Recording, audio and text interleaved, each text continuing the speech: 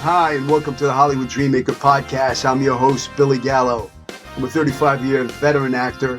I'm the kid who came out to Hollywood with $200 in my pocket and a one-way ticket when I was 18. Didn't know a soul out here, and I've been living my dream ever since. I've had an amazing career. I've been an Academy Award-winning film, blockbuster film, hit TV series. You name it, I've done it, and I got the IMDb credits to prove it. 6 years ago, I opened up my own school, the Manhattan Actor Studio, where I found my true passion. That's teaching the craft of acting, but not only teaching the craft of being the guy. Success leaves clues. I know how to make dreams a reality. I did it for myself, and I do it on a daily basis for my students. And I can help you achieve yours. Welcome to my podcast. Let's get started. I am super excited to introduce my guest. He's a veteran actor with over 37 movies, over 250 television appearances. He's worked with some of the biggest directors in Hollywood, like Steven Spielberg, Robert Zemeckis, Michael Bay, David Mamet, Guillermo del Toro, Anton Fuqua, George Clooney, just to name a few. I want to welcome the extremely talented Max Martini to the podcast. Welcome to the show, brother. Oh, thank you so much. Thanks for having me. So, I created this podcast to inspire young artists to follow their dreams, right? If a kid like me could come out to Hollywood at 18 with $200 in my pocket, a one-way ticket, didn't know a soul out here, and make the dream a reality, then why can't the listener out there, right? If a guy like you can come out from, where'd you come out, New York? New York, yeah. And make the dream a reality. I mean, you're playing with all the big boys, the A-list, you're there. You've made the dream a reality.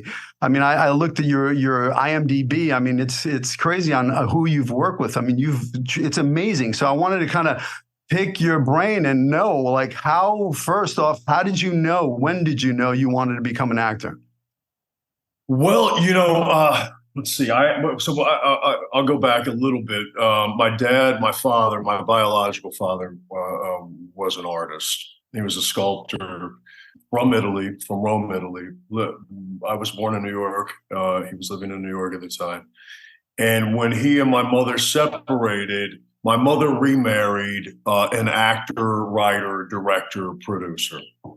So I had an intro just by virtue of my mother marrying into the business. So my stepfather would kind of, when he was directing something, he'd go, "Hey, run over there and say this." I mean, I never really there was never an intention to plant any seeds but he would throw me into scenes occasionally, which just, I think, to show me a good time. So how old were you? I'm very young, like probably 10. Okay. 11, 12. So continued school, never, it didn't really become anything. And then I started acting out of high school. But when I say I started acting, I got an agent, not a very good one, was going out on auditions, not getting any bites. And it was very frustrating. And so I stopped and I went back to college and I got my degree in fine arts. And when I got out of university in New York City, I got an audition for a movie, a big one. And because I had quit acting and because I wasn't so invested emotionally in succeeding, I booked this film. And I think there's some value in that. Maybe we'll talk about it, but I got this movie and I never looked back. I never went back. It started this chain of events and I ended up in LA and the casting woman said, "You got to stay here. This is a big opportunity." And so I moved and here I am 30 years later still. So what film was that? That was Contact. Wow. It was Jodie Foster, Robert Zemeckis directed it, Matthew McConaughey, James Woods, bunch of, big. So did you get your SAG card on that, or did you already have your SAG card? I think I got my SAG card on that, probably. I might have had it. This is going back a ways, but no, I think I might have had it. Maybe I had to, Not a bad first film. Yeah, it was a pretty good first game. Yeah. Very cool. Well, let's talk about that. Not caring, going into an audition, like not trying to get anything, going in there freed up, like, I'm just going to go have some fun. There's an energy to that, I know for me, I mean, I've been doing this, I got my SAG card in 1985. So I've been around the block a few times.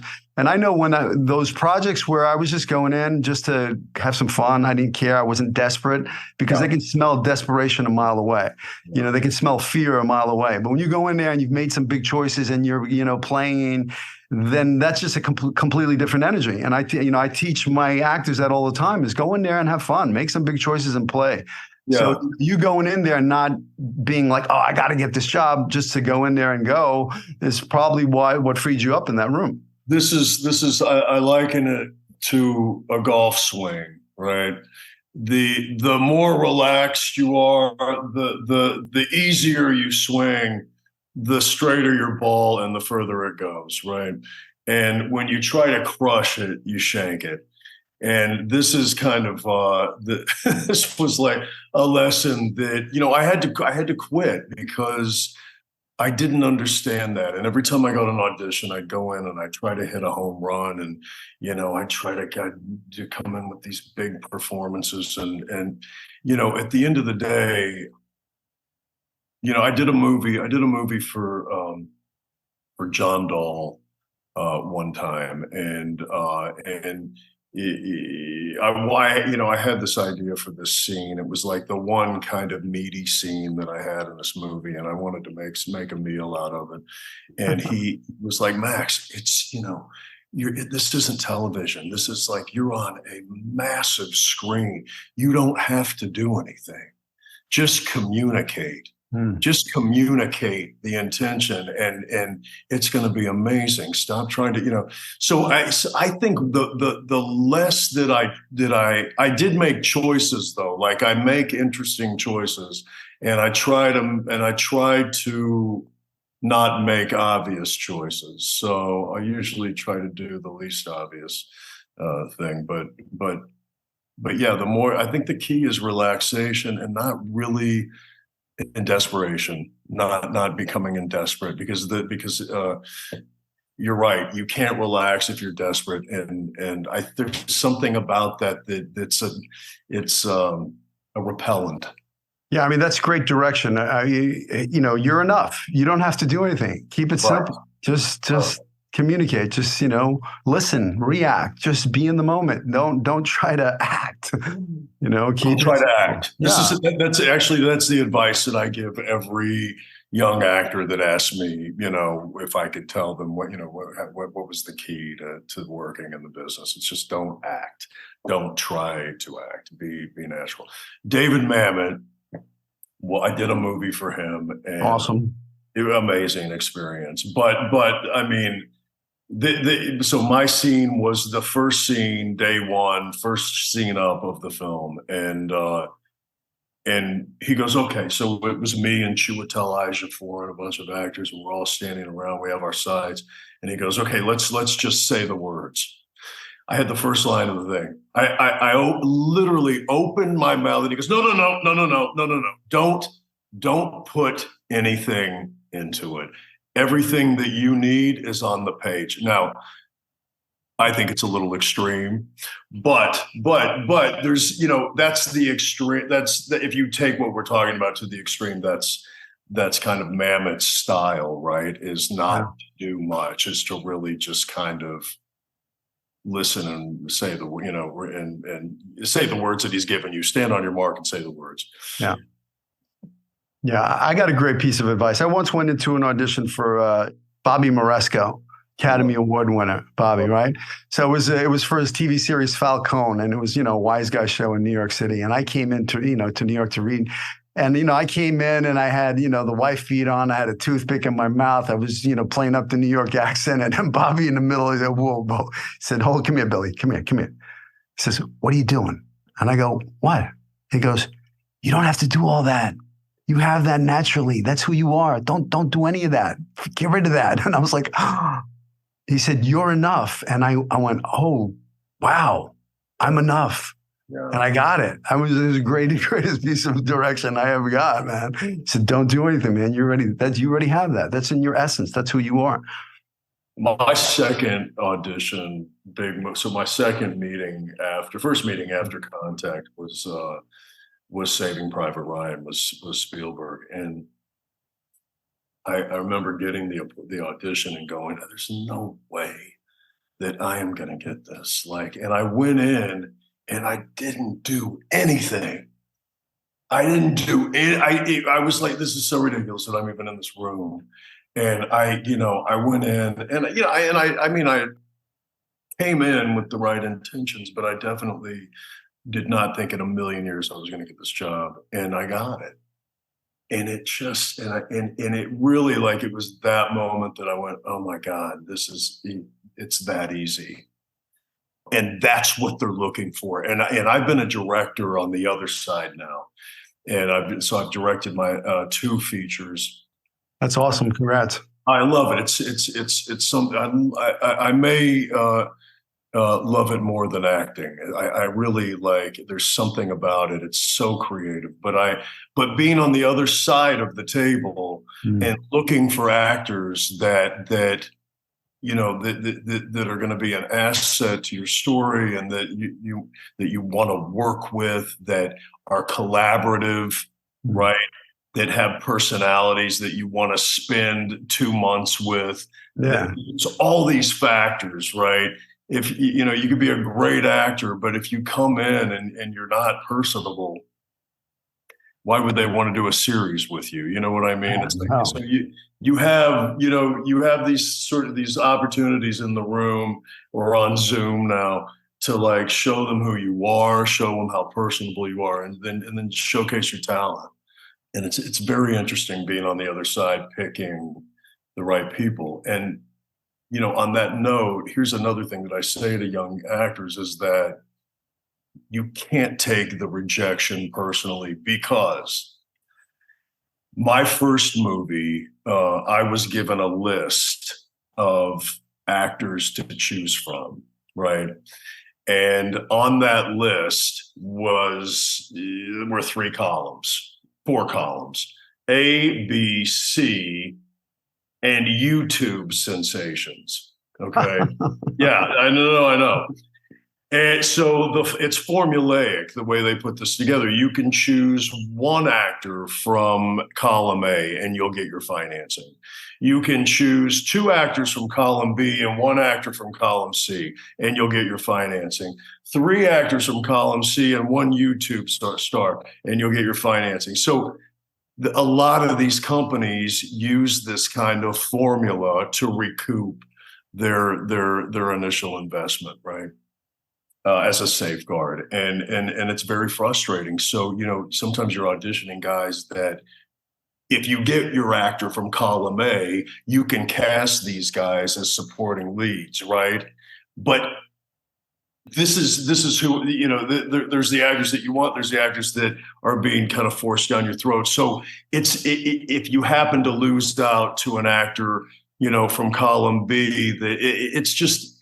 You never know why you're not getting the job, and sometimes it has zero to do with your audition. It could have been the most brilliant audition they'd seen, But you can't let it affect you and your confidence and your ability to relax in front of people or in a room and perform right to your utmost ability.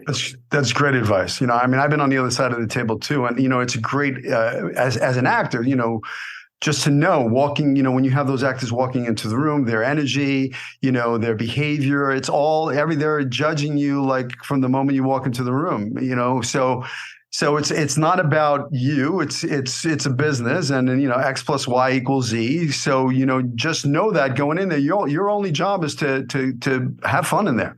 Yeah. They want you to win. They're on your side. Sure. Right? They want you to succeed. Yeah. They have a problem. Right. You're the solution. Exactly. That's it. You got to go into they have a problem. I'm the solution. That's it. You're welcome. I've done all the work. I've outworked everybody. I know my backstory, my character. I know, his childhood. I know, what he's got in his pockets. I know where he's coming from. I know where he's going. I've got an animal. I don't know your approach to the craft, but it's choices. Yeah. Talent lies within your choices. The bigger, the bolder, the stronger your choices, the more fun you're going to have when you're coming into the room. Because now it's not like, I hope you like me, or please, I really need this job. It's like, you're welcome. No, you really have to be a warrior. You need a warrior spirit to succeed in Hollywood, and it's the most amazing business in the world if when you get there. But it's getting there. You really have to be determined. You have to constantly be working on your craft, and so that you're prepared.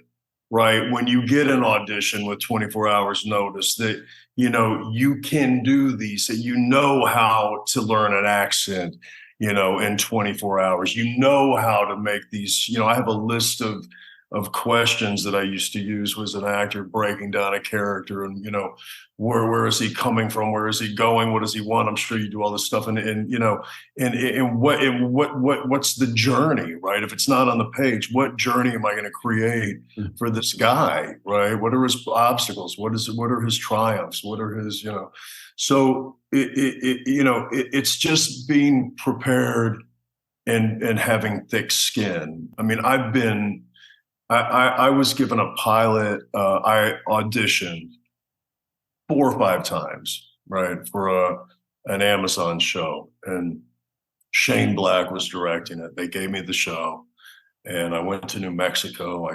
Did makeup tests and camera tests, and started, rehearsing on horseback and weapons training and this and that as a Western, and got fired at the table reading, right? Went back to my hotel room. I called my manager. I said, I don't know what's happening, but everyone's ignoring me. And, I think the reading went really poorly, but I'm going to tell you, like, I was the only actor in the room. They had brought in all these readers, so there wasn't much I could do, with these guys. So, but, and then went to Shane Black. I said, hey, what is happening? What's going on? I was your guy. And he said, well, they're not feeling it. The table read didn't go like they planned. I was like, well, let me win it back. Get a camera. Let's go in the room. Come on. You chose me. Like, let's give them, what do they tell me what they want? And we went into an office and we recorded this thing for about 2.5 hours, and I won it back. Wow. And then it was, dude, I mean, I can't, like, it's so crazy, but that experience of getting the lead in my own series, a Western, a bucket list job for me, right? Losing it in the room, that could have crushed me had I let it, Mm-hmm. and that warrior mentality, like, I'm not going down like this. And I went back in and I won it back, and Love that. so it's just like, you just have to have that fierce determination and confidence in yourself. And Did you always have that? Or was this something that, when you first started going out on auditions, did you get nervous going into the room? I started to get confident when probably during the filming of Contact. Like, I didn't have that confidence, but I think, like, when you're across from somebody like Jodie Foster, when you're acting with somebody that and you're returning service, right? And so now you're in this match with actor that you have so much respect for, and you're holding court. It gives you a little bit of, maybe I can do this. Maybe there's a spot in this business, like, and then, and then I figured out kind of this. Private Ryan started this kind of, chain of events, and that I was getting all these, like, military films, right? And And I was like, okay, well, so they like me to play this guy. And then I was like, I kept thinking, how do I rework this? How do I make this character vulnerable? Like, how do what's the not so obvious way to interpret, this guy, right? Love that. So, yeah. So like I did a military series for Mammoth, not the movie I was telling you about, but I did a show for 4 years for him called The Unit. And I had this really conflicted, kind of tortured guy that we created, character that we created. And then, I did 13 Hours, and I did Captain Phillips, and I did, they're all soldiers, but I think that I bring a bit of humanity to these guys that are barking orders, and I try to show some, inner conflict, I guess, turmoil. Well, I got to tell you, I kind of looked at your work, and I had seen your work before, but I've seen your face, but I didn't really know your work. Yeah. And I watched your work, and I got to tell you, I was blown away, because that's what you're bringing this hard shell, right? A military guy, but you're exposing the vulnerability, the pain of the character, and that's a beautiful thing. I tell my actors all the time is your vulnerability is your strength. Yeah. You had some beautiful emotional stuff, tears in your eyes, and it's just like most of the guys reading for the military role, they're going to play that one note military hoorah, guy. But right. You're giving them something else. You're giving them the humanity. You're giving them the pain. The guy who's been through war, that's seen his friends die in war. And come back kind of damaged. And so, there's some beautiful, beautiful work. So I applaud your work. Bravo. So nice of you. Thanks. Yeah. But, that's cool. Let's talk about that. It's castability. For a young actor coming into town, you got to know, it's a business. You're a product. You're selling a product to Hollywood. You got to know what you're selling. Okay. And I know for me, when I first came out to Hollywood at 18, I knew what I was selling. I was a street kid from Brooklyn who, was running around the streets, ran away from home at 15. I was running, doing stupid shit. Well, when I came out to Hollywood, I knew that's what I was selling. I was selling that guy. So, I went from doing that shit on the streets to doing it on television and getting paid for it, and then, in TV land, you can wipe off the blood, when I was running the streets, seeing my friend get shot in the head in front of me, there's no take two, So literally that, moments like that in my life changed my life. And I said, you know what, I got to get out of here. I'm going to be an actor. But when I came out to Hollywood, people told me, you got to get rid of that New York accent. You got to do this. You got to do that. And I was like, fuck no, this is who I am. This is my castability. And that's what made me work. And, I played every juvenile delinquent, troublemaker, tough guy. I played them all. But you did the same. You found, after Saving Private Ryan, you found your niche. You found that thing that, you're playing these war heroes. So do you feel like knowing your castability has helped you as an actor? I think, what you said something really important, and it's the understanding that this is a business, right? And know what you're selling, right? So look, I think I'm capable of playing all kinds of characters, right? And, I've done comedies that nobody's ever seen. I think I'm hilarious. Nobody else does. You know what I mean? But I know that I'm capable of doing more than what I've been given the opportunity to do a lot. I do get asked to do a whole, array of different characters and personalities. But what I would say, as a piece of advice is know what you're a slam dunk for, right? Because here's what you don't want to do. You don't want to miss out on the golden years.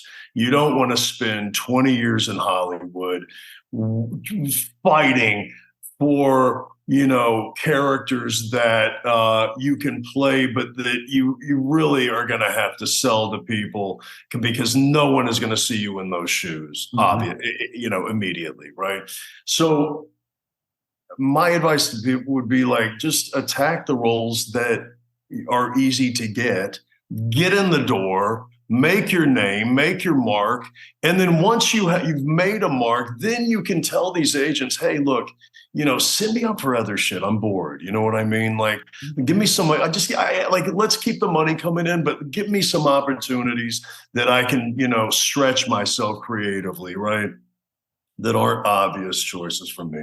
So, the military thing has, I've built a career on it, and it's like, I mean, I still have pinch me moments. Like having worked with these people is just insane, and I'm so lucky. But it's gotten me into agencies and into rooms very easily that normally, there's a short list of guys that maybe get seen for certain roles, and I'm generally on that short list because of having worked in, this world, right? So when you go in and you tell your agent, hey, you look like you could play a cop, right? And you go in and say, look, I want to play a cop. I want to get on a show as a cop. I want to get on, the next NYPD Blue. I want to get on, whatever it is, right? And they go, oh yeah, that's easy. We can get him on there. You know what I mean? Like, I want to make money. I want to get on. I want to get in the world. I want to get my foot in. I want to get, and this is easy for me. And I've got military training and I've got weapons training and, I'm ready to go, right? I think it's a good way I think you have to understand how to sell yourself. And what I do know, fact, is that agents and managers want to do the least amount of work possible. Yeah. You got to serve it up for them. You got to deliver it on a silver platter for them. Yeah. With my actors here, when they come to me and they knock on the door and they want to be an actor, they don't know how to get started. First thing I do is I do a castability survey. What is it what kind of roles do you see yourself playing? Well, I see myself playing a cop. I see myself playing a mob guy. I see myself playing a military. Great. Well, let's focus on that, right? And then let's find pieces of material that show you actually playing that part. Let's find that monologue of a detective or that military role. Let's rehearse it. Let's shoot it. Let's have that piece of footage, that 30 seconds of a minute of you playing a police officer or playing a military and wise guy, and cut that into a 2-minute reel and have that as your calling card going, hey, look at me. Now I'm not leaving anything to their imagination. I'm serving it up going, look, I can do this. It's right there. And it's a no-brainer for them to sell you to, let's say, an NYPD Blue. They send that cop piece of material over there with your headshot, and oh, he's a cop. He looks like a cop, sounds like a cop. Let's bring him in. Yeah, this is before we got on. I was saying I think it's easier nowadays, right? Than we had it. Sure. So when we were young guys trying to break in, you had to have a monologue in your back pocket. I mean, now you can look. If I was starting out right today, this is what I'd do. I'd take $5,000. And I'd go find my filmmaker buddies and, or some aspiring director from film school. And I would rent a camera and I would get a sound guy and an editor, right? And I'd shoot a scene, a 3-minute scene, and I'd edit it together and I'd make it look like something that came out of a feature film.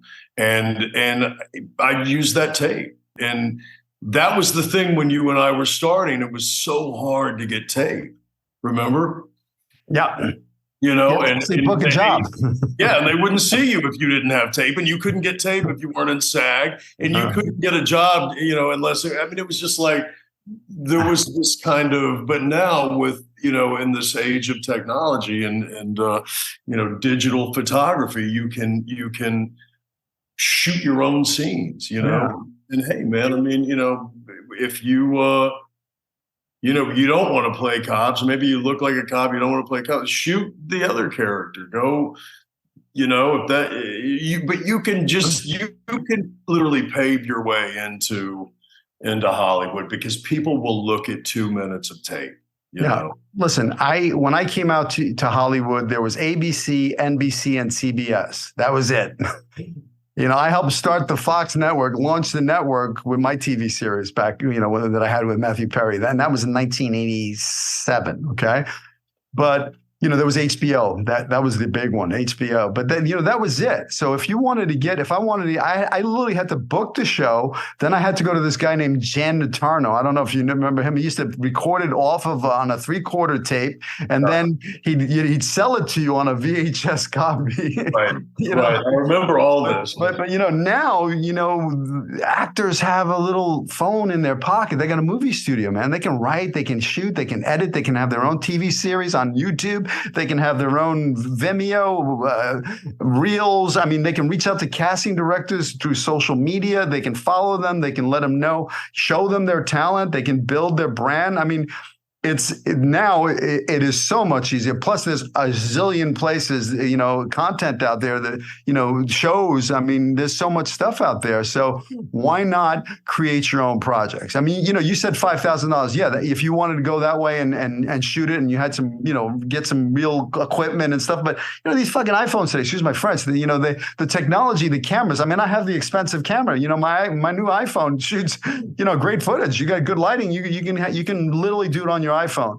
You find that right location, you get the wardrobe, you frame it right, you light it right, you could do it on the cheap and have 30 seconds of you playing that character it's going to be your calling card. My oldest son is in film school in New York right now. And when he had to submit his film, right, to get in, or make a short film to submit to get accepted, we spent about $5,000, maybe a little bit less, but but I was like, look, dude, it's very competitive. It's very competitive. You've got to do, even auditioning, it's like when I get an audition, and I still audition, when I get an audition, I'll go out, and because I also direct, but I direct the audition. Like if I'm talking to, like I did a thing for a Robert Rodriguez movie, and we were in a parking lot. I had the scene guy, the guy that was across from me, and the other character. The camera was over his shoulder, right? Mm-hmm. I came in really wide off of La Brea, turned into this parking lot, drove into an over the shoulder, did half the scene sitting in the car, landed in an over, right? Got out of the car, came around, turned the camera around. I mean, it was choreographed. The sound was mixed. It was color corrected. it was letterboxed. I love it.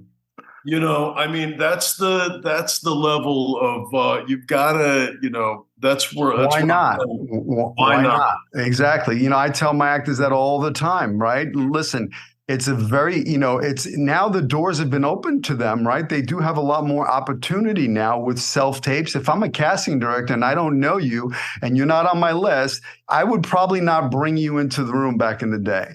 But now, yeah, put yourself on tape. I could look at 2 minutes of tape, or not. But, I'm more likely to let you into the room, via self-tape than before walking into the room in front of a bunch of producers. Right. Now, if I have thousands of tapes that I got to go through, right? And I'm going to see the guy with the wrinkled curtain and the sides in his hand and the poorly lit and the thing. I'm literally going next.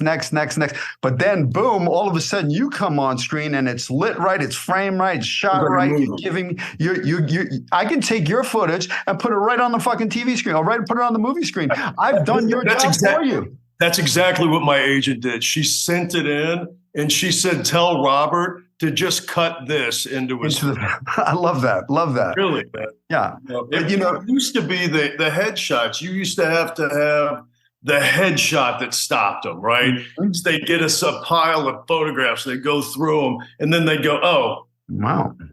Put him on the board. Okay, keep going. You know what I mean? Yeah. It's the same. You got to stop them, Exactly. So why not take your self-tapes to the next level? Any opportunity you get, don't treat it like an audition. Treat it like you already got the job. You're on set. You're filming it. Wardrobe, hair, makeup, lights, the whole production. Give it to them. Serve it up on a silver platter so once they see you, go, oh my gosh, that's my guy. right? Because once again, they have a problem. You've solved their problem for them. You're literally giving them the performance. I don't like to look at it as an audition. I like to give them, I've already done the job. You're welcome, you know? Yeah, 100%. Love that. So, since it's changed from going into the room to self-tapes, I mean, what did you prefer walking into the room, or do you prefer self-tapes? Love self-tapes. Cool. Why? I'm so happy with the way it is. Because I can do it again. Because I know sometimes it's difficult to know what's reading. You know what I mean? Like, I know that I'm connected, but then sometimes I'll look at, like, I'm one of these actors that, if there's an opportunity to look at playback, this is probably, rule number one that you don't let an actor do, right? Is look at himself, watch the daily playback or whatever. But I don't get in my head because I'm very critical of my performance. So it's like, if something's not reading, or I think I can do something more interesting, I can look at it and be, I make tweaks, right? Objective, critique myself. Sometimes it's good to, I remember I was doing a little movie called Pretty Woman. And I was doing a scene with Richard Gere, right? And I play Julia Roberts' pimp in the film. And originally it was a much darker film, drugs, prostitution. It was called 3000, right? And I was coming off a TV show, so I was doing big, and I was the big bad pimp, having a confrontational scene with Richard Gere. I catch him in an alley and I'm threatening him, So, but when I was doing it, Richard Gere, this is a valuable lesson I learned from him. He's standing there in front of me and he's like, it's like freaking whispering. I'm going, I'm getting nothing from this guy, and I'm a big fan. I mean, I grew up watching, Breathless and Officer and a Gentleman, and he's just literally doing nothing, and I'm like bouncing off the walls, I'm hands going, whatever. So next day, Gary Marshall comes to me, he brings me into the dailies, says, "Come here, I want you to see something." And I'm sitting there and I'm watching these dailies, and I'm literally bouncing off the freaking screen, and he's got all the power. Because he was doing nothing. And so we were talking about, don't do anything. He's a professional film actor. He knows he doesn't have to do anything. He knows he's mic'd. He doesn't even have to raise his voice. But me, I didn't know. That was one of my first films. So I'm like, bing, bing, bing. So it was a valuable lesson for me to be able to watch the LAs and go, oh, okay, I get it. Yeah, less is more. There's, I think, what makes those movie stars, and like James Garner had it, you know what I mean, is like this sort of like, they've got this kind of confidence where like you even if they're playing a bad guy, like they don't have to do much. Mm-hmm. They don't have to play the bad guy because they have that, because they're so confident. But it makes them, it gives them that movie star quality, right? That like, when you walk in a room, or when these guys walk in a room, they own it. Like they light up the room, right? And it's like it's what differentiates movie stars from leading actors, from supporting actors, from. It's like, I think it's confidence, man, and it's that first moment of contact. It's like, I remember when I used to do scene work. In New York, in acting school, there was that first moment when you walk through the door, right? And it could be so powerful and so rich. It's the same thing. I think when producers are sitting there and an actor walks in and he owns the space, and they take their glasses off and they all sort of position themselves and get ready to watch this guy because now he owns them. Mm-hmm. You know what I mean? I used to do this thing in auditions in the room where like I would come in and I wouldn't say much. I'd just go, "Hey, nice to meet you. Be very nice. Pleasure, but thank you for having me, blah, blah, blah. Do you have any questions?" "I don't think so." And I'd sit down, and if they were texting or they were, messing with stuff I wouldn't open my mouth until every one of them was going, you know what I mean? Really? Because it gave me the power. And then I went like, and I could look at my sides, and I knew when every one of them, that when I had them. and then I'd start, Yeah.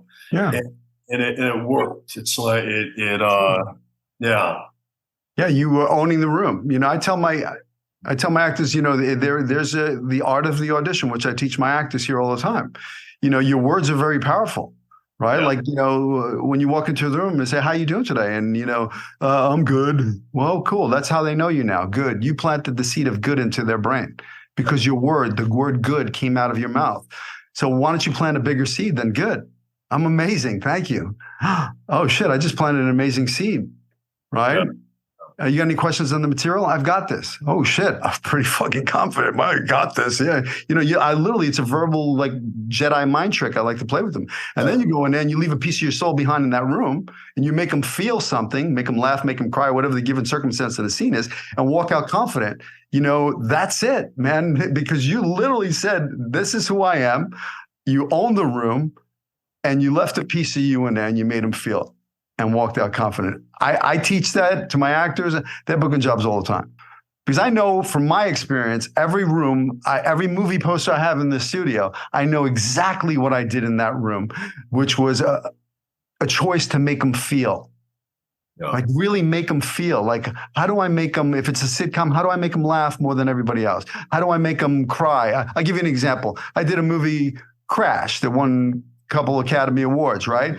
So I play an LAPD officer, who pulls over Terrence Howard's character in the movie the second time after Matt Dillon felt up his wife, right? So when I pull him over, he's not too happy, and I tell him, step out of the vehicle, get down on the ground, let me see your hands, whatever. And the scene is I'm about to shoot this guy. Right, I'm about to blow his head off because he's not listening to my commands. He tells me to suck his what, and I'm like, So Ryan Phillippe jumps in the line of fire and stops him from getting his head blown off. Right? I said, how do I make them feel that? How do I make them feel like they're going to have a gun? They got a gun to them. Now I can't come in with a gun, right? I can't come in with a prop gun. I can't do that, right? I didn't want to do this. Right. Get down on the ground. What is this? This is a finger. You're not scared, right? So I had this idea. I said, I had a black wallet, and I took my black wallet and I pulled it out like this. And I said, I held it and used it like a gun. All they saw something was black. And I commanded them, get down on the ground. Let me see it. And when I was finished, the casting director got behind her chair and she said, "That was the scariest wallet I've ever seen." And I put my wallet back, and I knew I had that part. Because in that moment, for that brief second, they didn't know what the hell was going on. They saw something black and me yelling at them, and they were worried. And I made them feel exactly what the scene was about. Yeah. Do you? And this is a question for you as a coach. Do you talk about the relationship to the camera at all? I know this is an acting studio no, and you're supposed to pretend the camera's not there, and you're supposed to, but do you ever discuss how actors should be aware to a degree and then let it go, maybe where the camera is and what is reading? And I mean, it's like, and this is a technicality that, like when you're hitting marks or when you're doing stuff that's very technical and very specific. Yeah. I did Pacific Rim for Guillermo del Toro, and every shot of his was so specific. Like you had to be here and here and hit this, and and there were these massive camera moves that if you weren't positioned perfectly, they'd miss you and they'd have to do it again. And sometimes I find now, and it's not something that I worked on, but I find that, like, having worked in so many movies now, when I'm auditioning, right, I know where to be so that I'm getting the most out of what's being photographed. You know what I mean? I know where to put the camera. I know where to put the other actor. I know where my eyes need to be. You know what I mean? I know where to put my face in the lens so that, and I don't know if it's, I'm asking you, is that something that— Absolutely. Yeah. I teach that all the time. It's first off, like we talk about self-taping, right? You have to become everybody. You're a little producer. You're the wardrobe lady. You're hair and makeup. You're the director of photography. So you got to know your frame and your eye line and your lights, and how to play towards camera, not looking into camera, but make it so the camera is feeling what's going on with your character. So, the technical aspects, I teach that all the time, because you have to know. That's just going to make you a better actor. I mean, that's for you. You're a director. I can hear you talking. Oh, the camera pans around. It's something, when I was studying, you never talked about. Yeah, no, I teach, I teach the craft, right? And my approach to the craft, look, I studied at Lee Strasberg in New York. My first play was at the Actors Studio in New York. That's where I come from. So I'm a method actor. So that's what I teach, but I teach a little bit of everything. I've studied, I think you should create your own method, whatever works for you. You have all your tools in your toolbox. But, I teach stuff that nobody teaches. I teach how to take a punch. I came out to Hollywood, my first acting job was the Fall Guy with Lee Majors, and I had a big fight scene, But this is so valuable. I mean, nobody taught that. Listen, I've had my nose broken, right? For real, because I went to punch an actor I was doing a movie called Crossing the Mob, and I went to punch the actor, and the other actor went like this, and headbutted me in the face. I've had Arsenio Hall forget his choreography and hit me in the face with a flashlight and busted my lip. I fought Chuck Norris. I fought Sammo Hung. I've had, but during these, fight scenes or gunplay and stuff like that, I've gotten hurt.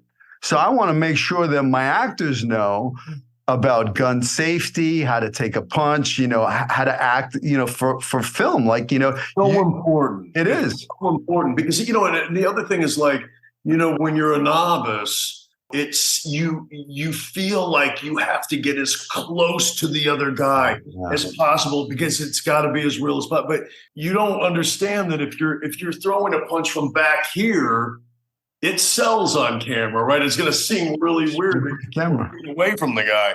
No.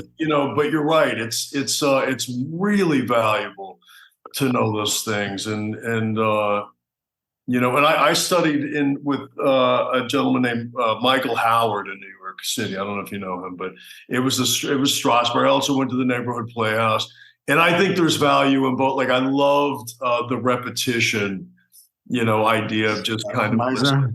Yeah, the Meisner technique, and I love Strasberg. So, but that stuff, being in Hollywood and coming out, you're going to do fight scenes. It's inevitable. You're going to, and having that kind of coaching or advice is invaluable. Listen, I've been so blessed, as an actor. I've worked a lot. I've played every kind of character. I've studied. I've trained with the military. I did Jerry Bruckheimer's first foray into television called Soldier of Fortune. I studied with, trained with Harry Humphreys and Matt Siglock, and I've had some. But I've had that training. I've trained with SWAT. I trained with LAPD. I trained with NYPD. I've had all of this training, so now I get to give it to my students. I've been, I've had some of my best friends are stunt guys in the business. Andy Dillon's, my best friend. We met on a film, we did with Dennis Hopper, 10th and Wolf, in Pittsburgh. But, I've been around the stunt game, and I've done all my stunts. I've had stuntmen in the business, but I've learned so much that I want to pass that down to the next, actor coming up, so they don't get hurt. They know, okay, listen, I was on a set doing a film in Texas, and the gun wrangler came over to me. And, then we had these old Colt 45s, and, he came into there was 4 people in a small room, and there's a shootout, and he shows me my Colt 45. So I said, he said, how loud are these things? So he said, they're full loads. I go, okay, well, can you fire it? I just want to hear it, so we were in the kitchen, and he pointed it at the refrigerator. I said, point at the refrigerator, and he fired it at the refrigerator, and it put a dent into the refrigerator. And I was like, whoa. I go, wait a second. I said, you're going to point that at me and just put a dent in the refrigerator? I go, we got a problem here. Did the projectile come out? I think it wasn't. It was the pressure. It was the pressure. I think it was the pressure of the load. It wasn't a projectile, but what would that do to my skin? Yeah, well, this is like, because historically we use like full loads. Yeah, they put out a lot. They put out a flame sometimes about sure. that. I've got pictures of me shooting and flames coming out of the gun. I mean, even squib work. If you don't know how to use a squib, and you put your head down, you get that shit in your eyes. Now it's all airsoft, right? So they're switching very rarely, or you're going to find actual loads, being used. But a lot of these guys are using airsoft, and they're adding VFX flames in and post, and they're yeah, but we're old school. I mean, we come from old school. the wire hanging down your leg, charges coming out of blood, those squibs turning around and burning a hole in your skin. Yeah. Oh, yeah. But that's the beauty of what I do, what I love to do. My passion is teaching this so the other actors, they learn from my mistakes. Listen, this is the way, this is the path. Look, I've carved my path. I know how to get you to where you got to go. And if you listen to what I say and you go after it with a vengeance and don't let no's, every no brings you closer to yes, go get some no's, get in there, get dirty, be that warrior, go in there. Don't take no for an answer. I say, you want to take the island, burn the fucking boat. No boat. There's no boat back. When I came out to Hollywood at 18 with $200 in my pocket, I had a one-way ticket. Failure was not an option. When I went to look for an agent, back in 1985, I had a list from the Screen Actors Guild of Agents. I had a paper map and a bus, and I literally went knocking on doors, and I went through the A's, the B's, the C's, no, get lost, take a hike, boom. I kept banging on a door. I finally found an agent at Y, the Yanez Talent Agency. I had to go through all the no's to get one yes, and that one yes was an agent, rinky-dinky agency, but he got me my first audition, which was for an episode of The Fall Guy, which I used to watch on as a kid in Brooklyn, going fantasizing that, I'm going to be an actor. This is what I'm going to do. And it's like I manifested it. My first audition, it's for a guest star on the TV series The Fall Guy, and the character's name is Billy. Yeah. And he's a trouble. He's a leader of a gang who's bullying kids to deal drugs. I mean, if you can't, that's the biggest manifest job ever. I got in there and I learned very early on, like, I'll tell you funny stories is I had a scene and I'm threatening this kid and I'm telling him, let me tell you something about me. I'm either going to be your friend or your enemy. So it's up to you. And you better remember your bodyguard's not around to protect you. Now, I didn't know any better. So I grabbed the casting director out of her chair and I started threatening her. And she went, time out, time out. She goes, time out. She goes, number one. She goes, never, ever, ever do that again. I go, I'm sorry. It's my first audition. She goes, you never, ever put your hands on the casting director. She goes, number two. She goes, you're not leaving town, are you? I go, no, why? She goes, because you got the part. I go, she goes, you can't tell the other actors in the lobby because I got to read them out of courtesy. I said, okay. I walked out into the lobby and said, go home. She told me I got the job. Right. But I and got me Taft-Hartley, got me into the Screen Actors Guild, got me a little money to get an apartment, right? And got my career off, right? But the valuable lesson I learned was, I asked her, why'd she gave me the part? She said, you scared the crap out of me, kid. Light bulb. What was the scene about? The given circumstances of the scene was I was trying to put fear into another kid. And if he didn't deal drugs, I was going to beat him up. For that brief moment, I made that casting director feel exactly what the scene was about. So I've applied that in every audition. Read that script and go, why did the writer write this? What am I supposed to make them feel? And make them feel that. Yeah. How is it driving the story, right? How do you fit in? Picture? Why is this like, you got a guy with, I don't know, like sometimes these parts are at the beginning, you're going to go up for under fives, right? So you got 5 lines. Well, how are these 5 lines facilitating, right, the scene, moving the scene forward, and that's all you have to put into it, right? That's it. It's like, so you don't know what the purpose of the character is, and it's funny. It's like my kid is, he's in his last year, my oldest, and how many kids do you have? I have 2. So yeah, one wants to be a director, and the other wants to be in the film business on the business side. Cool. Yeah. So, but I'm having these conversations, especially now with my oldest, who's like in this last year, like last night he called me. He's like, Dad, what should I do when I get out of school? What's the, and so I'm advising because, one woman he was, I think she was a studio executive, had maybe suggested that he come work for them. But I was like, I don't think that's a good idea because that's not the world you want to be in. And you have to be ready to pick up and go do a movie or be able to take off 3 weeks and go shoot your film, your student film, right? Like you've got to position yourself so that, you're free to keep making your films. And, as an actor, I think it's a bad move to get into stunts, right? I think it's a bad move to do extra work.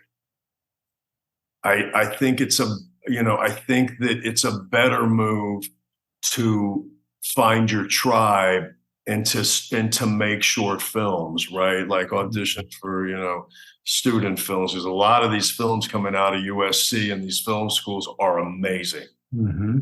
And you're getting tape and you're working with actors and young filmmakers, and you're meeting people. It's all meeting people, right? Like at this point in my career now, I would say that 75% of my work comes from guys that I've already worked with. Mm-hmm. Sure. Like really, like it's like, oh, hey, what's Martini doing? See if he wants to come do, Yeah, but you know why? Because not only you're a talented actor, but you're a really nice guy. And I want to work with you, right? It's not like, like you were saying earlier. I mean, I've been in this business. I work with a lot of A-list actors, right? And some of them are real assholes. I don't want to work with them again, right? It's all about your reputation in Hollywood and your connections in Hollywood. And, it spreads, fast. Like, this guy's an asshole. I don't want to work with this guy anymore. Yeah. Right? If you're going to go to war, I'm going to want somebody in the trenches that I know has got my back and that is going to come and we're going to go to battle together. I don't need somebody who's going to, be in their hotel room getting high and like, where is he? I'm losing money. I'm losing the light. Where's my actor? Oh, he can't find his wardrobe right now. What happened? I mean, it's like, I've been there. I produced a film and I had that scenario, and it cost me hundreds of thousands of dollars because I had an actor that was a problem actor. Yes. So you have to, your reputation is everything. Your relationships are everything. So, it's really about doing the work and being prepared and professional and knowing that I can count on you on the day that you're going to be there. Yeah. And I like you. What's the number one thing that young actors ask you, like in terms of breaking in? Like what question do you get all the time? How do I get an agent? How do I get an agent? Yeah, that's usually the biggest one. How do I get an agent, or how do I get started? Yeah. And I teach them. First it's all, you want an agent? Okay, well, first you got to pay your dues. You got to go to work. Okay, like you did. You started a theater. You started doing plays. You got a good foundation of the craft. You studied the craft, right? Like you mentioned, go find your tribe. Make some films, write some scripts. I mean, today technology, I don't even want to say it, but you can go to ChatGPT and say, write me a scene about two guys in a bar, and one guy's a military vet, one guy's a scientist. Boom, it's going to spit one out. And then you can go in there and rework it, tweak it, change that, whatever. I mean, even if you're not a writer, like you can actually get a piece of material this quick, right? Get some friends, rehearse it, shoot it, boom, boom. Now you're making movies. So let me give you, I went about a week and a half ago, 2 weeks ago, I went to a 3-day conference, panel discussions, with studio TV executives, showrunners, writers, et cetera, right? And one of the panels was about AI. And this showrunner, you could tell he was very uncomfortable, but he said, look, it gives you something. It's a tool that you can use that can be, useful, right? It structurally, it's very good, and it'll give you, a starting point. But what AI doesn't give you is a scarred childhood, right? Mm-hmm. Or street smarts, or so you have to instill the humanity into the story, right? But you're right. Like, I mean, it's 2023, and if you can type in a few, I want to do whatever, give me an action movie in the style of Michael Bay and this and blah blah blah, and it pumps out, and then you can make it better. Amazing. You got all these things to try. Like there's a program so I did the last kind of like big film that I did. It was a small big film, but it was called The Tinder Bar, right? And George Clooney directed it. Yeah, I love that. I remember didn't you like punch what's his name in the face? That beat the shit out of Ben Affleck. Yeah, Ben Affleck. He took it like a man. But the kid that I played the father to, I'll think of it in a second. He started a company that the first round of funding was $30 million. Spielberg's now on his board of directors. DreamWorks did a deal with, and it's basically a technology that I can shoot a scene with you and I on an iPhone or on a Red. And I can input the footage through this program, replace you with a robot or a dog or a gorilla, and it mimics your facial expressions. It mimics the way the light hits you. It replaces you perfectly in the frame, and it's $90 a month. That's crazy. Crazy.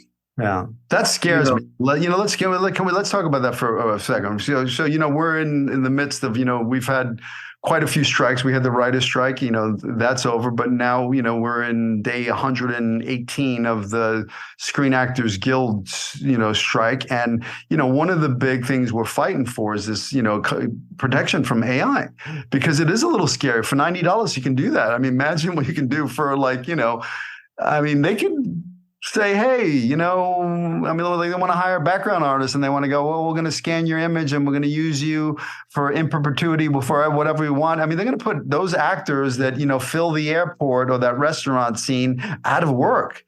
I highly, it's terrifying. That element scares me.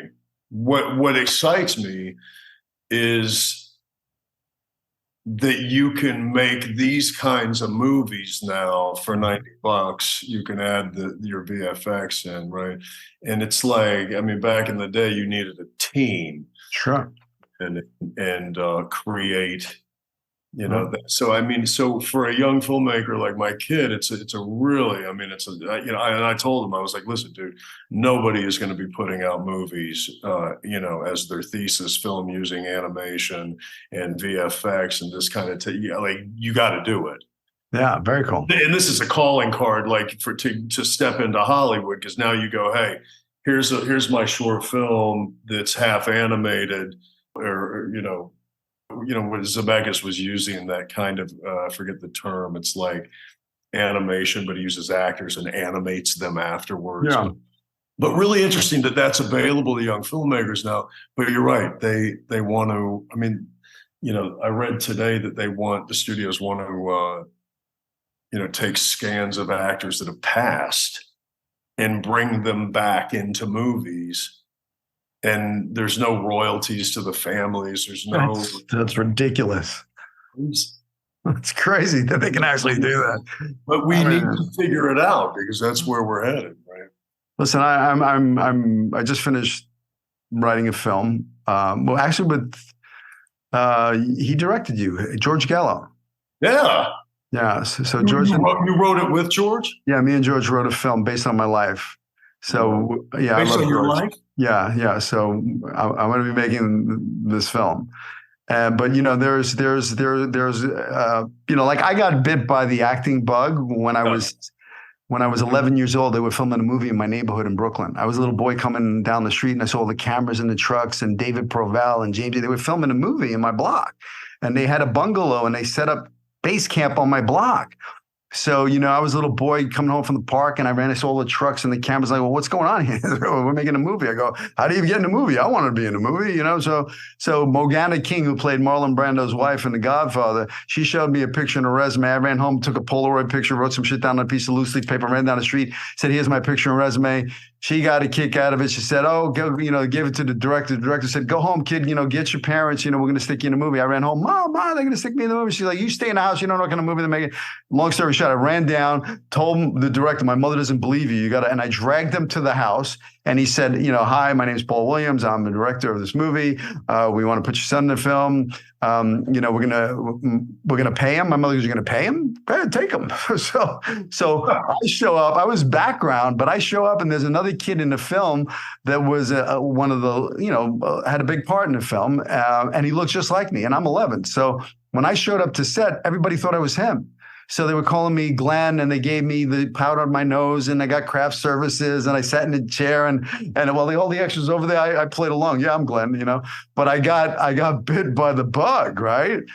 So a year later, they were filming Saturday Night Fever in my neighborhood, and I watched John Travolta, Vinnie Barbarino come out of his trailer, and I watched him film, and I got his autograph, and the screaming girls, and I was like, this is when I was like, I want to do that, But I want to cast John in the film playing himself, but I want to de-age him back to and recreate the scene in the movie from Saturday Night Fever. George just did a movie with him. I mean, buddies, yeah. I know. I want Al Pacino to play my father. So I mean, and I'm going to win 2 Oscars, one for Best Picture, and one for Best Original Screenplay. I'm just putting it out. Come on, man. George Gallo did Midnight Run. Yeah, that was great. One of my favorites. One of my favorites. Yeah. So talented. That's exciting. I love it. I'm really excited about it. Yeah. That's my baby. I've been giving birth to it, so I can't wait to I want this strike to be over so I can make a movie. Me too. So hey, so I know you. Final question. If you could go back, right, and give the little you, right, some life advice, right, about life, what would it be? I think it would be to not change a thing, and I say that because, I had probably like you and so many others had a difficult upbringing, difficult childhood, difficult road. I was on my own at 16. I was like living in New York City, trying to, jumping turnstiles and hustling and we had the same childhood. Yeah, man. Yeah. But, it makes, it gives you life experience, and it gives you substance and things to draw from. Right. And it's like, bring to the room what right. Like it's without that, I don't know what you talk about. You got to bluff your way through it. You know what I mean? It's like you got to draw from what you know and what you have, and even if you didn't have that kind of a past, it's still you got to use what you got. And if you find yourself wanting to be part of a creative world where your job is to connect with other people that you don't know emotionally, then you must have something to say, right? And so that's what I would say, because I remember growing up, I kept thinking, fuck, I wish I was different. I wish I had this. I wish I had that. Look on this kid's over here. He's got this. And, I remember being really envious of other kids and what they had. But looking back, I think what I had was golden, and so, yeah, that's what I would say. I love that. Yeah. I'm ran away from home at 15, broken home, abusive parent. There was a lot of stuff. I mean, I was running the streets. I saw my best friend get shot in the head in front of me when I was 16. I look back at all that now, and I'm really grateful for it because, my mess is my message now.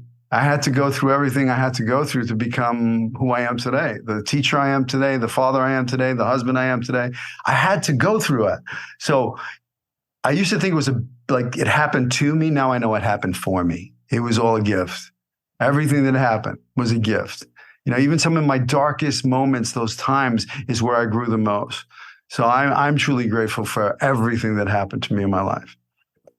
And today I'm celebrating my 57th birthday. I never thought I'd make it to 18. So I am so grateful. I woke up, I'm like, wow, what a beautiful life that I have. So I'm super grateful. And I'm really grateful to you. I know I mean, we met, a couple of days ago, and I was like, I'd love to have you on my podcast. And then I threw this at you last minute. So I'm really grateful that you came on and shared your wisdom and knowledge on the podcast. Well, I'm so excited to have been part of it. And, and I hope that the advice is